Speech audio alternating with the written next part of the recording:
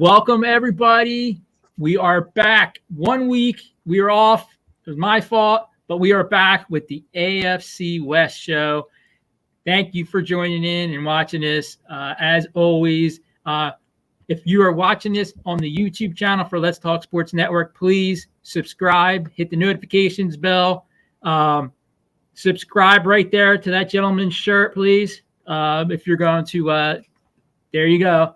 But anyway, we are here to talk AFC West, and I got two of the best in the business right now going with Omar and Lisa. What's up, guys? Thank you for joining me and for talking AFC West. I'm excited. I mean, what's better than football? Always happy to talk football with y'all. Thank you. Thank you. Lisa, I'm excited to talk to you, but I think we're going to start with the Raiders versus Steelers game. And the reason why we're going to start with that is because that was the game that I wrapped up on Sunday night. That was my post game wrap-up show. And the funny thing about that was we ended up jumping the gun because we were like, listen, at like third quarter, this game is over. There's no way that the Raiders are going to make this at all a game. And we were wrong. The Raiders did come back a little bit. It was interesting. We ended up watching the game kind of as we were on the broadcast. So, Omar, I'm going to start with you. Raiders-Steelers game. What were the positives? What were your thoughts on your team after that game? Positives. Devontae Adams. I mean, but he's always the positive, isn't he? Hasn't he been one of the best receivers for years now? So, Devontae Adams did his all-world receiver thing that he normally does, while the rest of the team, and I'm not talking individual players. I know you got Max Crosby and other players who were good, but overall, the rest of the team was not good. It was a team between two teams who are average at best, and probably not that is probably more accurate for both of them. The Raiders even more so because they're the worst team, and it showed that evening. Jimmy G could not make the correct decision with the ball if he wasn't going to Devontae Adams. The offensive line could not keep Jimmy G upright because, I mean, honestly, if I named you any of them, you probably would only know maybe one of them, and probably because they went to your alma mater. It's like there's no one on the line. And the defense, again, you got Max Crosby. Marcus Epps from the Eagles played really well in the run game. Marcus Peters dropped an interception, but otherwise play well. But otherwise, who do you have? Same thing with my linebackers. You wouldn't even know who they were. So you have a team that has been put together with players that most of them wouldn't even be starters on most of the NFL teams around the league. You have a horrible coach who has now ruined not one, but two AFC West franchises. His decision-making is some of the worst I've ever seen from an NFL coach. To kick a field goal with 3 minutes when you're down 8 points and then have the Steelers give you a grace and say, hey, guy, you made the wrong decision. Here's a stupid 15-yard penalty. Take that decision back and go for it. No. With 2 minutes left, let me double down and look like even more of an idiot knowing I don't have a defense at all, because our defense is the same 27th ranked in first down completion within the first or second down. They're giving that up at 1 out of every 2 plays. You're giving up a first down. It's not good. So, I really got nothing else to say. Devontae Adams is done. I don't know if anybody heard the soundbite earlier, but as I have been predicting, he's not happy, and he came out and said it just as much earlier. And I would expect him to demand a trade at some point, whether that's done with the economics or not this year or after the season. It will happen at some point. And the other thing is, like you mentioned, sorry to go so long. getting all my thoughts out. As you mentioned about your coach, Staley, right? If they're not winning games, they're gone. McDaniels is gone. At this point, you can't see the Raiders being more than a 5 or 6 win team. If they lose to the Chargers this weekend, which we'll talk about later, it's going to be even worse. He needs to go. And I know I speak for, all the Raiders fans when I say sincerely, please bring John Gruden back. Alan down here has a good question for you, Omar. Are they even buying into what McDaniels is preaching? No, and they never have. McDaniels tried to come in and make it the Patriot way, and that doesn't jive with the Raider way. Whether that's conducive to championships or not is a whole different topic for another day.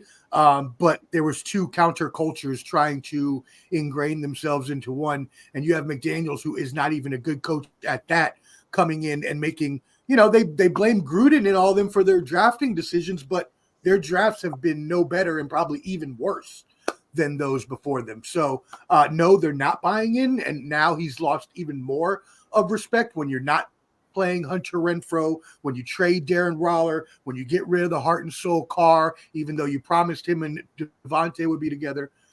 He's lost that whole franchise, I believe. Lisa, as a outsider, what are your thoughts? Can they get rid of him? I don't think they can get rid of him. They can't afford to get rid of him, correct? I think they're stuck, just like the Broncos are stuck with Russ and Peyton. Aren't they? Am I incorrect? Omar, are they? No, his contract is, I believe, like 17. Yeah, no, I'm going to agree with Lisa. That's why I said I wasn't sure that they'd be able to get it done in season. After the season, it may be a little more likely, but yeah, they're paying him, more than $17 million. No. Year for the No. I'm not talking about Devontae Adams. Oh, I'm sorry. talking about McDaniels, Josh McDaniels. Oh, well, see, that's how fed up is Mark Davis, right? I mean, honestly, that's the owner's money. If he's willing to pay to bring in another coach, he can fire that coach tomorrow, and no one's going to bat an eye because it's up to him. He's the one that has to pay him. That doesn't, necessarily factor in if we can afford players or not. So that's not in his thinking, but more of aligned the lawns of what he is thinking, which has been, he's said out loud a few times now, is that he wants to continue and he thinks McDaniels and Ziegler are doing the right things. But I can't see as an owner that you can keep saying that if you're winning only 4 games a year after year. At some point you have to just cut your losses. And I mean, whatever, he's spending all this money on other coaches he's fired in the past. At some point you have to get a good coach in there, regardless of how much money you're spending.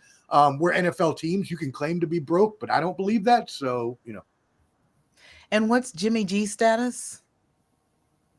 He's on the, what is that called? For concussion.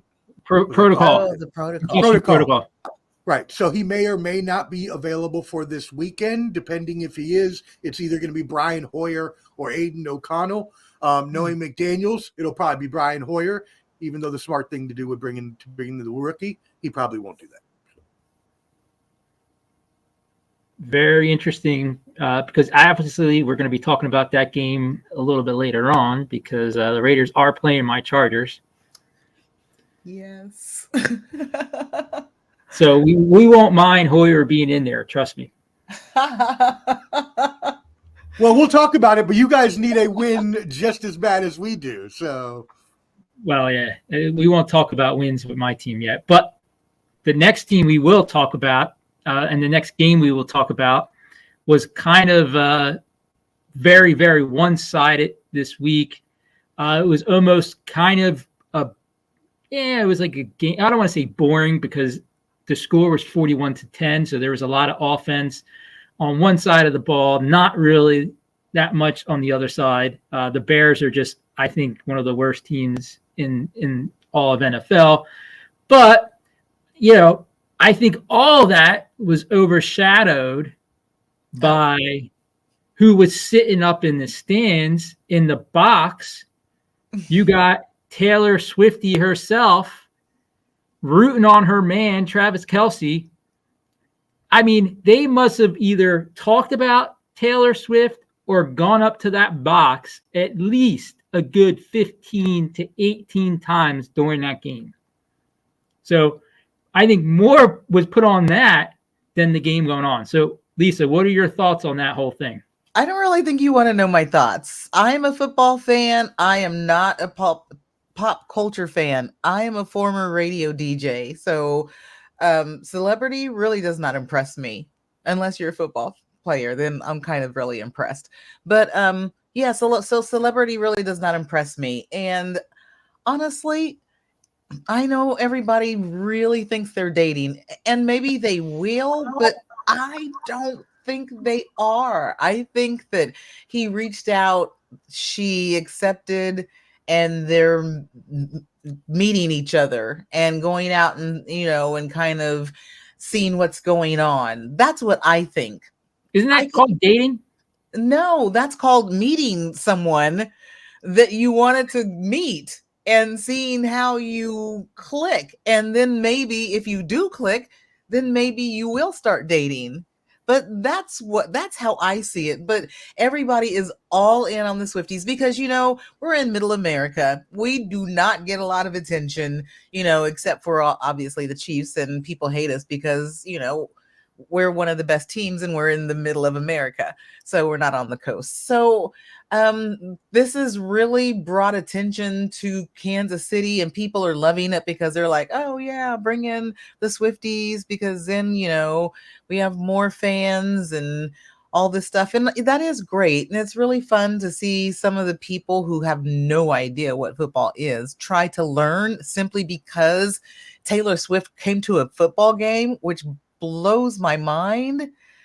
But yeah, people are really all in on it. I think they're talking about the wrong Taylor when it comes to Kansas City Chiefs. But that's my opinion. Omar, I didn't know that you had a personal thing for Taylor Swift. Bottom line sports here. Omar's Tay-Tay is taken.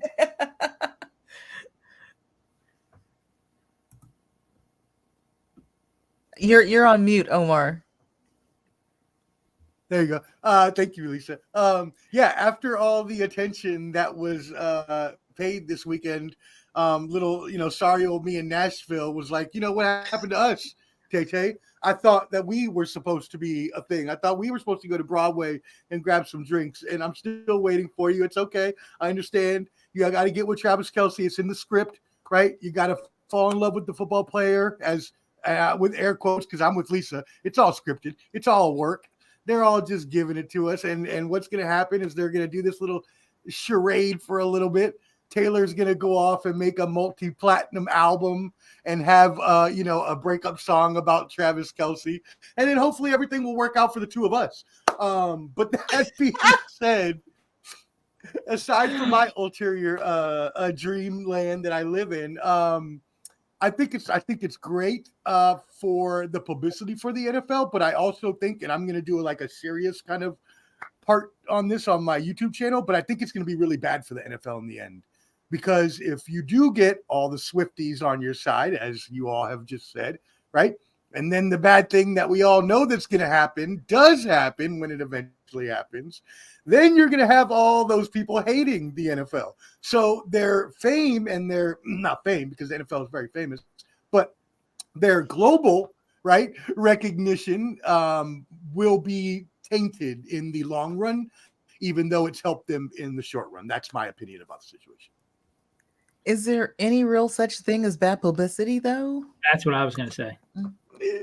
That's the old adage, right? No publicity is bad publicity. It's true, but I guess the Swifties, just like the Beehive, they can bring some serious negative, actions to your, company. I guess.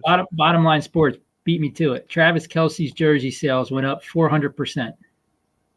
Yep, I was going to mention that myself. I mean, I have to give her credit because she has really kind of, I don't even know what to say. She's raised the bar when it comes to Kansas City and football. So it's quite interesting. Boy, I've never seen anything like it. I mean, I know there's the Beehive with Beyonce and the Swifties. I knew all that, but I didn't understand the depth. Oh my gosh. It's kind of crazy. The power of fans and social media is quite amazing. And you know what else is going to be up 400%, Rob, after they break up, is the hate mentions of Travis Kelce online on that social media. But he's still going to be so well known because love him or hate him, Travis Kelce's name's going to be out there. So he's still going to be doing his commercials. You know, it was funny really quick, if you don't mind. I saw like a video post on Facebook of this like wife messing with her husband who happened to be in the army, but he came home and she was like, did you hear that Taylor Swift is dating this guy in the NFL and now he's famous all over the world? And he's like, yeah, Travis Kelce. He's like, yeah, now he's famous everywhere. Now he's like, he's won Super Bowls. She's like, yeah, but now he's global. And he's like getting so upset. It was all scripted, but he's like getting so upset. He's like, I can't believe you're saying this. Like, don't. It was hilarious, but it's true. That. It's true. Now, one thing I do want to talk about a little bit in that game, something that stood out for me, and obviously this could just be the Bears defense itself, but the Chiefs rushed for 153 yards total in that game. There was pretty much nothing that they couldn't do against that Bears defense. Yeah, I was crossing my fingers for the Bills when we play them sometime in the future, probably in the postseason. But anyway, yeah, that was just kind of Kansas City's get-right game. And it couldn't have come at a better time because of that first game, and we were all over the place. The young guys were running the wrong routes, and everybody was dropping balls, and it was crazy. And then when we played the Jags, our defense just really... our defense, everybody's really excited about our defense. But yeah, they really stepped up and just won the game for us, not allowing a touchdown. So that was really great. So being able to see our offense play at a level that everybody's been waiting to see, that was really nice. Even though it was the Bears, it was kind of a way to, like I said, it was our get-right game. And there's a throw from Mahomes on the internet that everybody's talking about, and it's a beauty, man. It's Justin Watson, one of our wide receivers. But someone mentioned, why was Sky Moore in the same area? So we're still kind of working out those kinks. So it's a work in progress, and we still have some young guys who haven't even really had a lot of time on the field that people are kind of itching to see. So it like I said, we still have a lot to work out, and it's going to be interesting to see if we can do that against the Jets defense coming up. Flo from TBL Sports. We are blessed to have the sports professor on the show right now.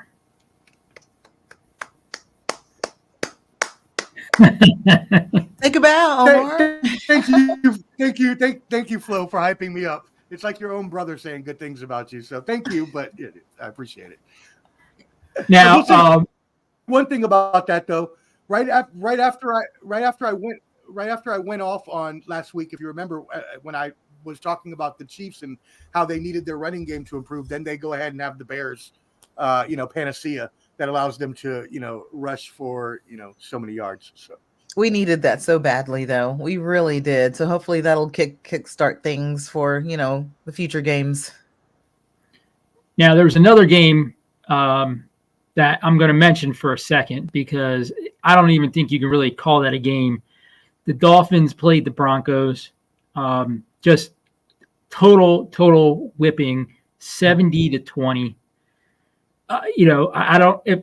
There's nothing that I can talk about positive from the Broncos. Sean Payton, I think, has already lost that team after that. None of them wanted to be on that field. I don't think, no rah-rah speeches, no, whatever you're going to try to do to, get in these guys' minds and fire them up is going to work. So I don't really think that there's much talk for that Broncos game. But the last game that happened obviously is the LA Chargers versus the Vikings, 28-24.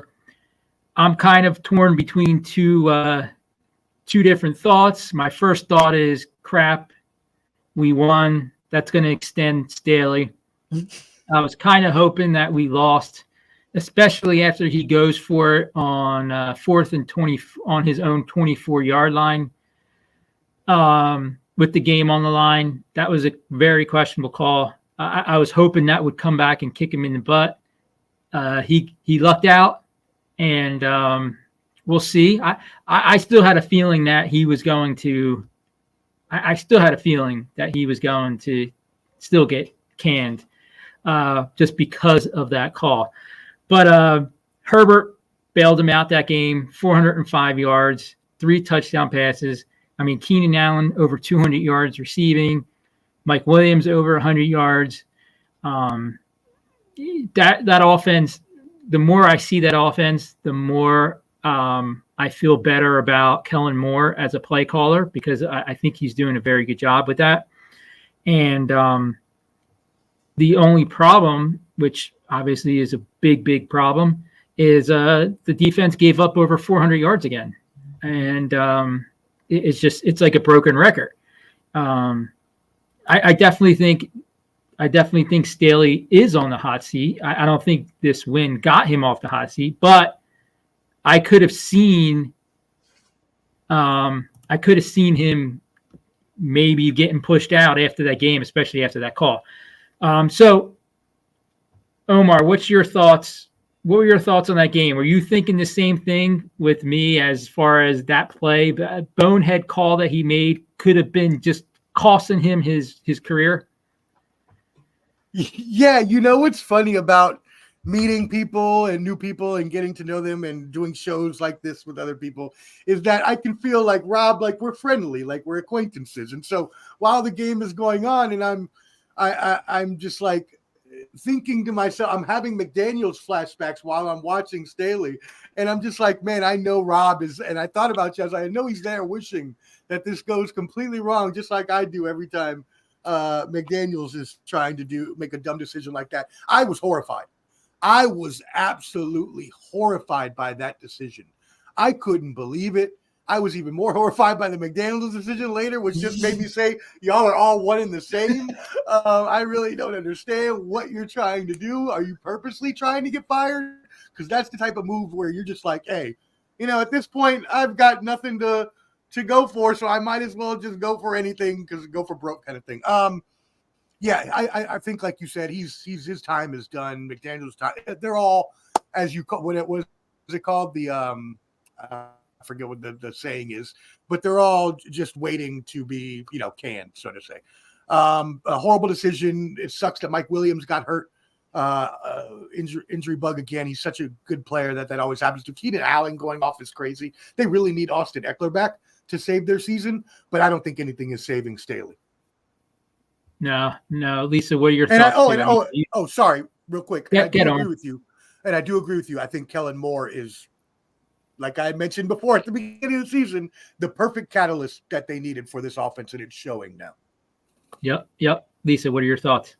Yeah, Staley as a defensive coach is just failing.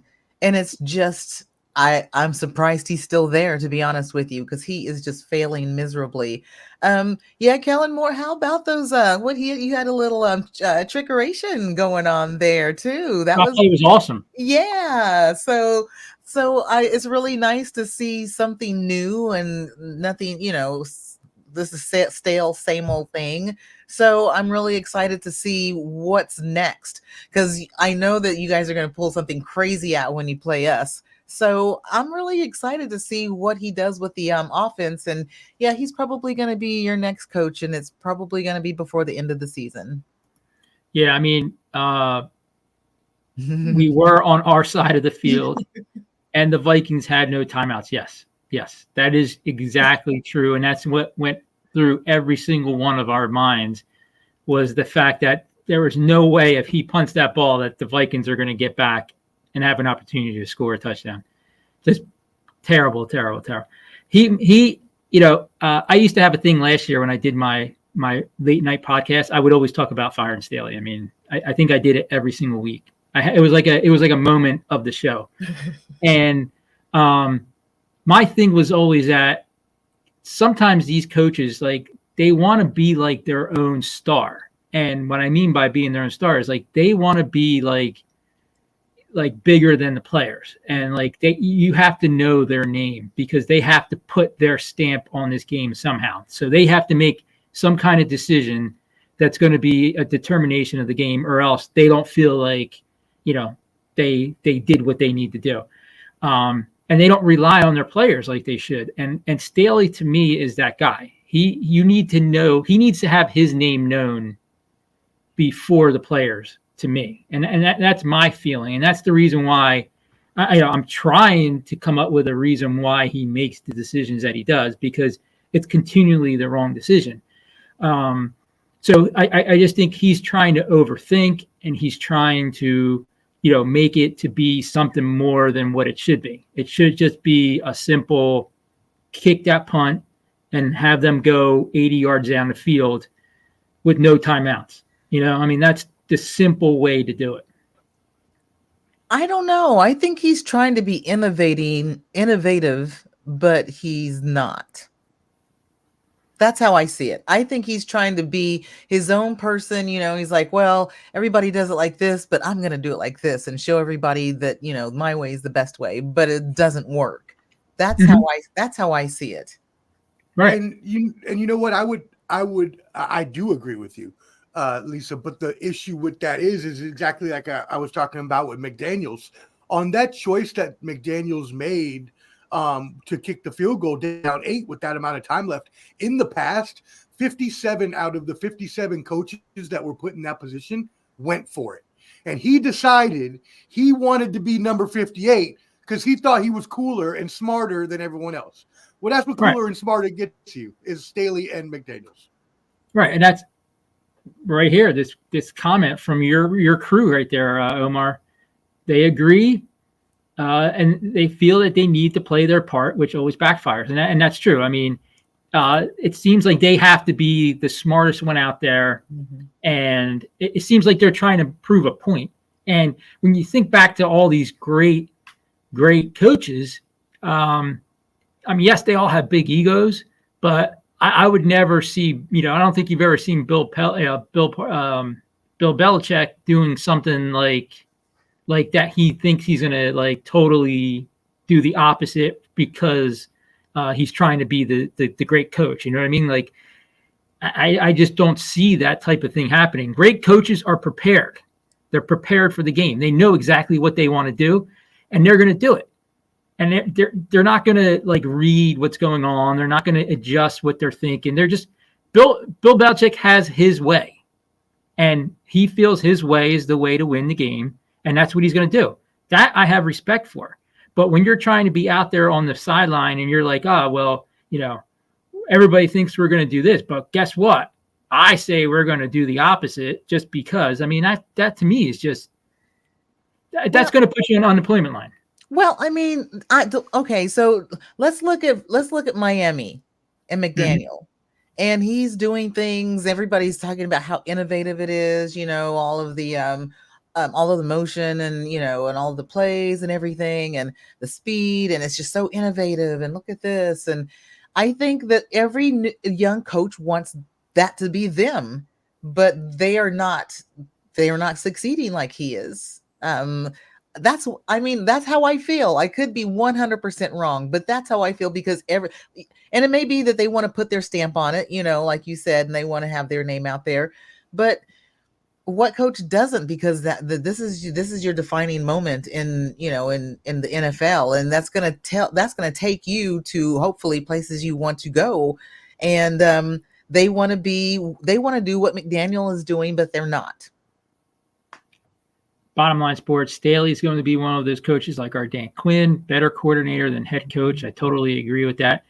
But to me, Lisa, the thing that really, if I was a head coach, the thing that really defines me is when I lift up that Lombardi trophy. Mm-hmm. And, that's my end goal. And, you bring up the McMichaels or whatever his name is from the Dolphins. I call him Squints. I call him Squints because he reminds me of the kid Squints from The Sandlot. But to be innovative is fine. If you think your way is going to win the game, and like I said with Bill Belichick, if you think this offense and you're innovative enough to have plays that are just nobody knows about or whatever, then yeah, that's your stamp on the game. And by all means, do that. I mean, the cooler plays, the better. But it's the simple thought process of time management. That to me is just completely overthought. Like, you sometimes overthink, well, there's a minute left and analytics say that, we should do this. And, our better percentages are doing this at this point in time with the rain falling this way and the breeze coming out of the north at, 20 miles an hour. This says that we should go for it. Well, just watch the game and you realize you don't go for it. And that's where I think some of these coaches mess up, is because they trust something else than their own eyes. And their gut. Yeah, and their gut. And their players. Yes, and the players. Exactly. Those three things to me. Those three things. All right, well, let's talk a little bit about the upcoming games. The Broncos have the Bears this week, so possibly the Broncos maybe making a game out of it against the Bears, because we saw what the Bears were like against the Chiefs. The Chiefs are playing the Jets, and that's my game that I got to cover this week, the Sunday night game.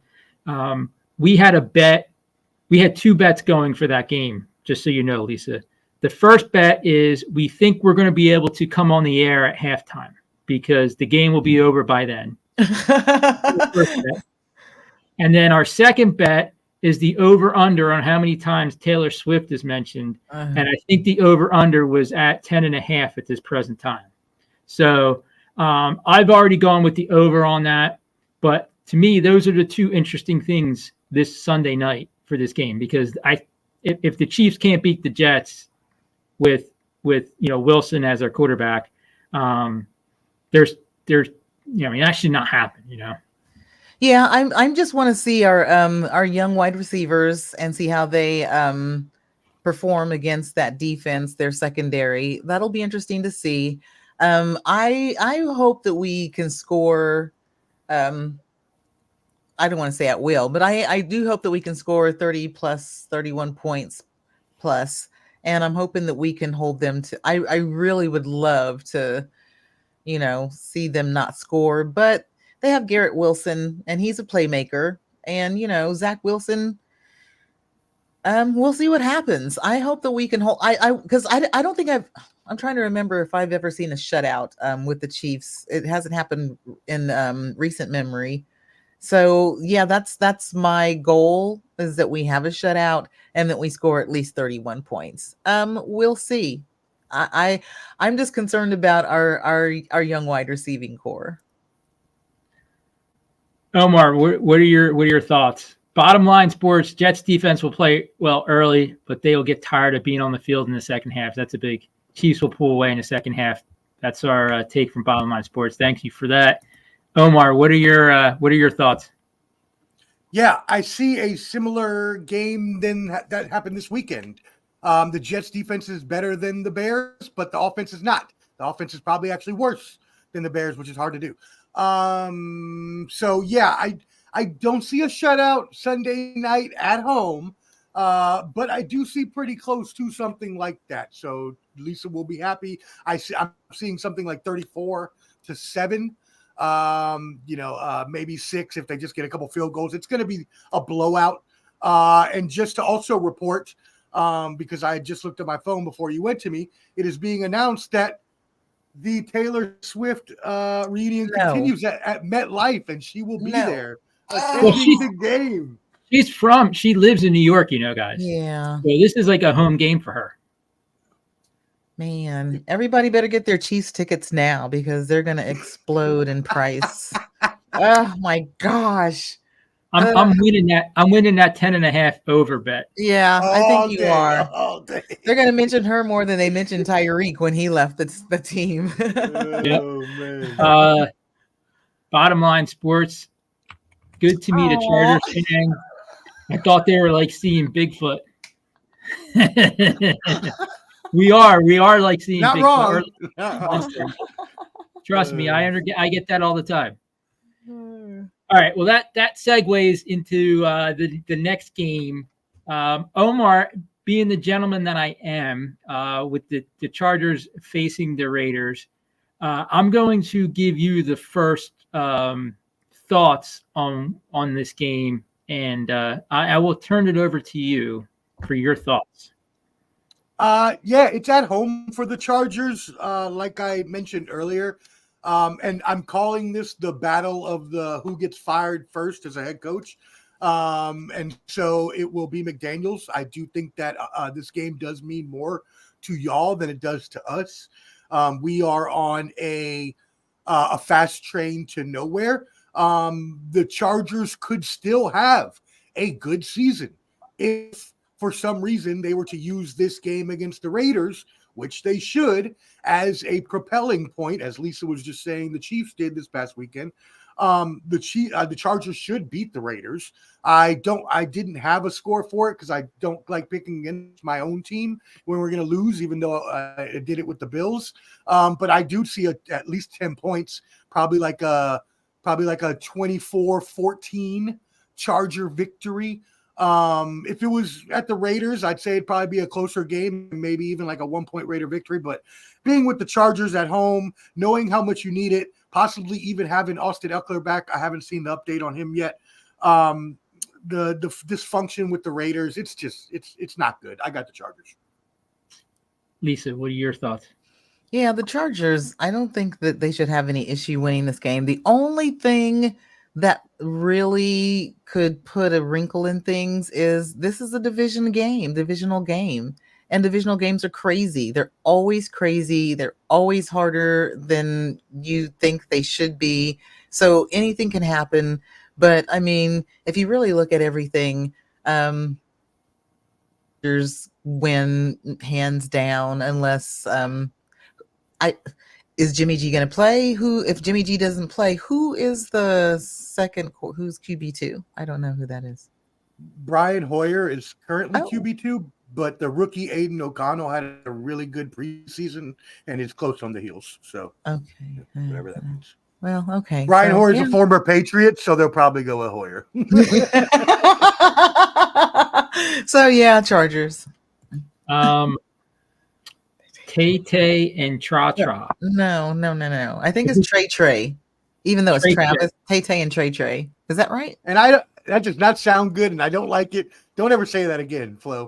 Well, I think that should be somebody should copyright that. I'm sorry I even said it out loud, to be honest with you. It sounds pretty bad out loud now that you say it. Hey, the Chargers did not charger. The Vikings chargered. That's a good point. The Vikings did Viking and Charger. There you go. Yep.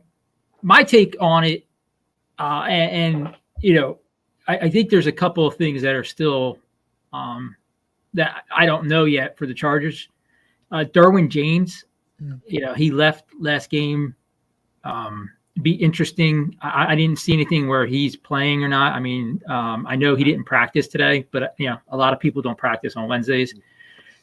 So that's definitely something on the defensive side, because without him, you know, somebody like Devontae Adams is could have another over 100-yard game, because the D-backs for the Chargers are just, you might as well just put like stick figures out there and they would have a better chance of knocking down the ball, I think.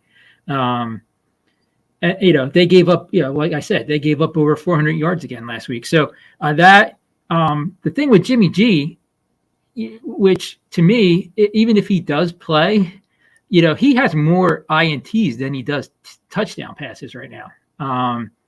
So even with him in the game, I'm not too worried about him, going off. I think it's going to be a close game because it's a rivalry game. It's an inter divisional battle. And I'll have a Mike Williams is going to hurt too. Because he was really starting to come. I think Kellen Moore's offense is definitely geared to the bigger route runner type receivers, which both Williams and Allen are. Allen going off is like, having that many yards and getting that open is just amazing. So I'm thinking more of like a 31 to, it might be that touchdown right there, 31-24, 31-20, right around there. I think it's going to be where these things where Chargers are going to get out, get some scores in, and then Raiders are going to slowly come back a little bit, and then we'll see what happens come fourth quarter, which could lead to another Staley breakdown, possibly. So it's going to be interesting. My whole thought was I thought the script was written 0-4 start by week 5, bye Staley, and it could still possibly be that way because if the Chargers do lose and go 1-3 into that bye, there's a possibility. I also think that, like I had mentioned, and Omar, you brought it up too, Kellen Moore's offense is definitely, eye-opening for a lot of people. And if they move him to head coach, that way, then, who are they going to bring in as a defensive coordinator at that point in time? Because I think that's going to be the bigger decision of where this team goes is who's going to be a defensive coordinator once Staley goes. Yeah. Yeah, that makes sense. But at the same time, as I was talking about earlier, when you have a bad coach, you need to just cut it out, right? Just cut the losses and start with, even if it's starting with an interim, like when we went with Rich Bisaccia a few years ago. He proved to be pretty good. They didn't keep him and hire him, but he proved to be a pretty good interim coach. And sometimes it's just that change in voice or that change in philosophy, that little tiny thing that can spark a team. And a team like the Chargers, who do have the pieces and have shown to be a high winning team, could use that spark. It's a lot different than the Raiders, who, again, we know are not going to be a winning team. It doesn't matter what kind of spark they have. At least if the Chargers still have a chance, if they get the spark right now, like that Kellen Moore coaching change that go 8-4 in the second half of the season, could be valuable. And there are some defensive coaches out there who would love to take that job because they'd be, working with Herbert on the other side. So they think they could probably really make some headway. So I think there's some people out there who would love to take that job and who would be effective much more than Staley is at the moment. And there was I didn't see who had the little message, but they said that Jimmy G wasn't going to make it through the season because of injury. I said that last time we were on, and see if he makes it through concussion protocol. But didn't he wasn't he the one who had a shoulder injury too? Who had was that him? Well, in the season, in the beginning of the season, before the season started, he had a shoulder surgery earlier in the spring. And then the first game, if we're not remembering the first game, he got put out for a couple plays because of having to be evaluated for a concussion. He's a decent quarterback, but he's very fragile. And he just can't stay on the field. And he can't stay healthy. So, unfortunately, like Mike Williams, I don't understand it. And it sucks. It does. He has such a good, potential future ahead of him too. And I mean, I've had him on all my fantasy teams, so I'm very close to Mike Williams. But it sucks. I have him on my team too. Yeah, it seems like I have him every year, but it seems like he keeps just getting bit by the injury bug, and it's sad. Well, see, I'm talking about injury, and here I am. I got Kadarius Toney on our team, and I guess I forget because he's always out there, but then there's always something, and I'm just waiting for the time when he's completely healthy so he can show everybody what he can do. Because now, I mean, he's got a sprained toe. and his toe, swelled up. So they had him out for the first part, but then they wanted to make sure it didn't swell up again. I mean, it's a toe. It's always something. So hopefully, we can get our guy out there too. So. Well, I hope for his sake, because he spends a lot of time on social media talking a lot of trash. And also, if it wasn't for his drop, the Chiefs would be undefeated. So I hope he comes back and can redeem himself. 100% facts. He wasn't the only one who had drops, but you are 100% right. But he did, he got rid of his Twitter account, or he deleted it a couple of months ago. I think he's still on Insta. But, smart move. Probably for the best. Yeah, smart move. Well, guys, it's going to be interesting. Omar, I'm actually wishing you the best in this game. I don't like to create no sports jinx on me right now. I like to show as much sportsmanship as I can. I'm trying to be a leader in this network of sportsmanship. So I do wish you the best. And Lisa, good luck too. I think, I said, my bet is that game is over by halftime, and I'm coming on early, so I'll get a good night's sleep Sunday night. So I'm not a walking zombie on Monday night Monday morning going into work. So I'm looking forward to that. But for both you guys, thank you for coming on and for talking. It's always a pleasure. I love talking to you guys, and I wish you guys both the best. Thank you so much. I hope you're right about the Chiefs, and may the best team win. I hear you. Thank y'all, as always. Take care, guys.